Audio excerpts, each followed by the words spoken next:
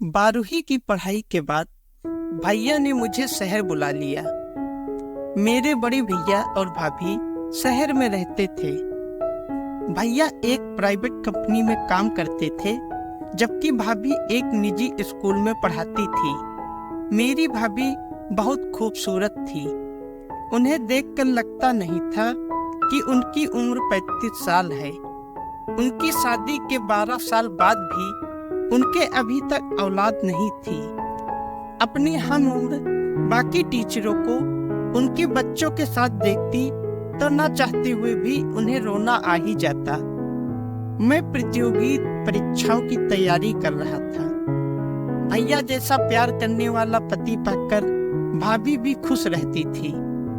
कुछ भैया की तनख्वाह और कुछ वहाँ खुद जो निजी स्कूल में पढ़ाती, दोनों से मिलाकर घर का खर्च अच्छे से निकल आता। मेरे माता पिता गांव में ही रहते थे। एक दिन भैया कंपनी के किसी काम से 3 दिनों के लिए बाहर गए हुए थे। वहाँ कर्मचारी तो कोई बहुत बड़े नहीं थे, लेकिन बॉस का भरोसेमंद थे। सो किसी भी काम के लिए वे भैया को ही भेजते थे। घर पर सिर्फ मैं और भाभी ही थे। भाभी रसोई में खाना बना रही थी। तभी मैं पानी पीने गया तो मैंने भाभी के हाव भाव देखे तो उनके माथे पर हाथ रखा और बोला, भाभी आपको तो तेज बुखार है। हाँ, भाभी ने कमजोर आवाज में कहा। सुबह कुछ नहीं था, दोपहर से अचानक। भैया को बताया? नहीं, वो तो परसों ही आने वाले हैं, वैसे भी बेकार परेशान होंगे। आज तो रात हो ही गई है, बस कल की बात है। अरे लेकिन मेरी फिक्र कम नहीं हुई थी, मगर भाभी ने मुझे दिलासा देते हुए कहा, कोई बात नहीं, मामूली बुखार ही तो है, तुम जाकर पढ़ाई करो, खाना बनते ही बुला लूंगी। खाना बनते ही बुला लूंगी। भाभी की नकल उतारकर चढ़ाते हुए मैंने उसके हाथ से बेलन छीना और बोला, लाइए मैं बना देता हूँ, आप जाकर आराम कीजिए। ना, लेट गई तो मैं बीमार हो जाऊंगी। भाभी बैठने वालियों में से नहीं थी, तो मैंने कहा, हम दोनों मिलकर बना लेते हैं। और हम दोनों मिलकर खाना बनाने लगे। रोटियां बन चुकी थी। मैंने उन्हें कुर्सी पर बैठने को बोला और सामान समेटने लगा। भाभी ने सिर पीछे की और टिकाया और आंखें बंद कर ली।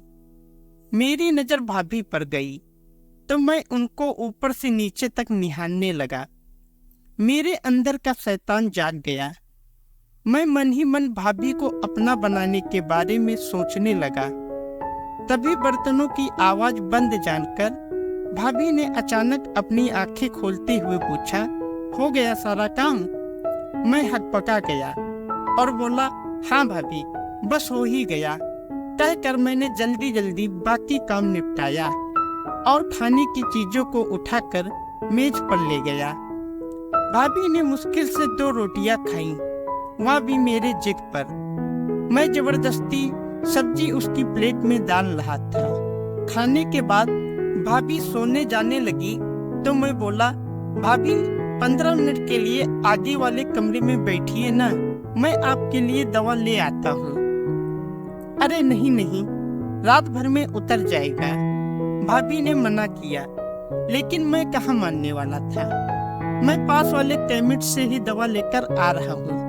भाभी जहाँ से आप मंगाती हैं। दरवाजा बंद कर लीजिए, मैं अभी आया। कहता हुआ मैं निकल गया। भाभी ने दरवाजा बंद किया और सोफे पर पैर ऊपर करके बैठ गई। मैंने तय कर लिया था कि आज तो वह अपने मन की करके ही रहेगा। इस बीच केमिस्ट की दुकान आ गई। क्या बात है रमेश बाबू? केमिस्ट ने मुझको खोया सा देखा तो पूछा। मेरा ध्यान वापस दुकान पर आया। दवा चाहिए थे, मैंने जवाब दिया। अबे तो यहाँ क्या मिठाई मिलती है? केमिस्ट मुझे छेड़ते हुए बोला। वह मेरा दोस्त था। मैं मुस्कुरा उठा और कहा, अरे जल्दी देना, बड़बड़ाते हुए केमिस्ट ने हैरत से मेरी ओर देखा। कौन सी दवा चाहिए यह तो बता। मुझको याद आया कि मैंने तो सचमुच कोई दवाई मांगी ही नहीं है। मैंने ऐसे ही बोल दिया, भाभी की तबीयत ठीक नहीं है, उन्हें बुखार है, जरा नींद की गोली देना। नींद की गोली बुखार के लिए? सोचते हुए केमिस्ट ने मुझे देखा। वह खुद भी भाभी के हुस्न का दीवाना था। हमेशा उनके बारे में चटकारे ले लेकर बातें किया करता था। उसने मेरे मन की बात ताड़ ली। ऐसी बातों का उसे बहुत अनुभव जो था। उसने नींद की गोली के साथ साथ बुखार की भी दवा दे दी। मैंने लिफाफा जेब में रखा और तेजी से वापस चलने को हुआ कि तभी केमिस्ट चिल्लाया, अरे भाई खुराक तो सुन ले। मुझको अपनी गलती का एहसास हुआ। मैं काउंटर पर आया। केमिस्ट ने मुझे डोज बताई और आंख मारते हुए बोला, यह नींद वाली एक से ज्यादा मत देना, टाइट चीज है। अबे क्या बकवास कर रहा है। मेरे मन का डर मेरी जबान से बोल पड़ा। मेरी तो चोर की दाढ़ी में तिनका वाली हालत हो गई। मैं जानने लगा। केमिस्ट पीछे से कह रहा था, अगली बार हमको भी याद रखना दोस्त। मैं उसको अनसुना करता हुआ आगे बढ़ गया। घर लौटने पर डोरबेल बजाते ही भाभी ने दरवाजा खोल दिया और बोला, मैं यहीं बैठी थी। जी भाभी, आइए अंदर चलिए। मैंने अपने माथे से पसीना पोंछते हुए कहा। भाभी अपने कमरे में आकर लेट गई। मैंने उसे पहले बुखार की दवा दी। भाभी दवा लेकर सोने के लिए लेटने लगी तो मैंने उन्हें रोका। भाभी अभी एक दवा बाकी है। कितनी सारी ले आए भैया? भाभी ने थकी आवाज में बोला और बाम लेकर माथे पर लगाने लगी। भाभी दीजिए, मैं लगा देता हूँ, कहकर मैंने उनसे बाम की डिब्बी ले ली और उनके माथे पर मसलने लगा। थोड़ी देर बाद मैंने भाभी को नींद वाली गोली भी खिला दी और लिटा दिया। मैं भाभी का माथा दबाता रहा। थोड़ी देर बाद मैंने पुष्टि करने के लिए भाभी को आवाज दी, भाभी सो गई क्या? कोई जवाब नहीं मिला।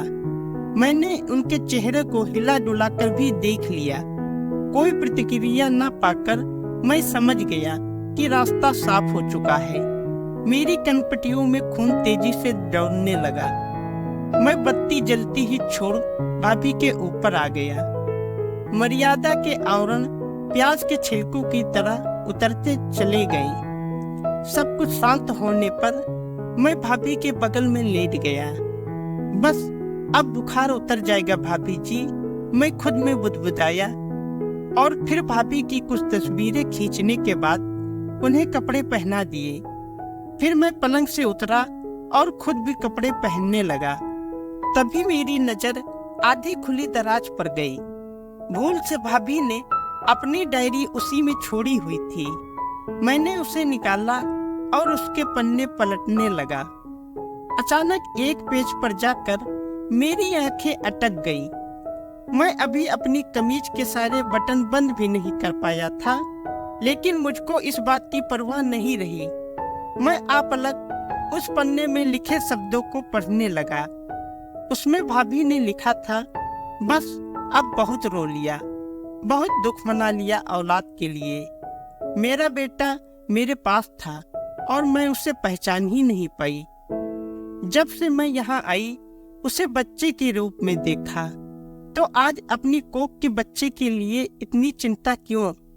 मैं बहुत जल्दी रमेश को कानूनी रूप से गोद ले लूंगी। यह देखकर मेरी आंखों के आगे अंधेरा छाने लगा। मैं सिर पकड़कर वहीं बैठ गया और जोर जोर से रोने लगा। फिर भागकर भाभी के पैरों को पकड़कर अपना माथा उससे रगड़ते हुए रोने लगा। भाभी मुझे माफ कर दो, यह क्या हो गया मुझसे? अचानक मेरा ध्यान भाभी के बिखरे बालों पर गया। मैंने जल्दी से जमीन पर गिरी उनकी हेयर क्लिप उठाई और भाभी का सिर अपनी गोद में रखकर बालों को संवारने लगा। मैं किसी मशीन की तरह सब कुछ कर रहा था। हेयर क्लिप अच्छे से उनके बालों में लगाकर मैं उठा और घर से निकल गया। मैं सड़क पर बदहवास दौड़ता चला जा रहा था। मेरी आंखों के सामने अंधेरा छा गया था। तभी मैं किसी गाड़ी से टकराया और फिर मुझे जब होश आया तब मैं हॉस्पिटल में था। मुझे 3 दिन बाद होश आया था। मेरे माता पिता, भैया और भाभी सब वहीं पर थे। मेरी भाभी से नजर मिलाने की हिम्मत नहीं हो रही थी। मैं सोच रहा था कि आखिर मैं जिंदा क्यों हूँ। इतनी घिनौनी हरकत करने के बाद मुझे जीने का कोई हक नहीं था। दोस्तों, अगर आपको कहानी अच्छी लगी है तो वीडियो को लाइक करें, शेयर करें और हमारे चैनल को सब्सक्राइब करें। धन्यवाद।